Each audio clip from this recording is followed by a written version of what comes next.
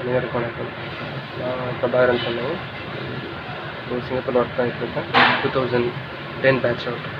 சிங்கப்பூரில் ஒரு ஹலால் வெஸ்டர்ன் ரெஸ்டாரண்ட் ஒர்க் பண்ணிகிட்ருக்கேன். ஹலால் ரெஸ்டாரண்ட் அப்படிங்கிறது வந்து ஹலால் வெஸ்டர்ன் ரெஸ்டாரண்ட்ங்கிறது வந்து ஹலால் ரெஸ்டாரண்ட் எங்கே வேணாலும் இருக்கும், வெஸ்டர்ன் ரெஸ்டாரண்ட் எங்கே வேணாலும் இருக்கும். எங்களோட அவுட்லெட் வந்து டிசைன் இருக்குன்னு பார்த்தோம்னா ஹலால் வெஸ்டர்ன்.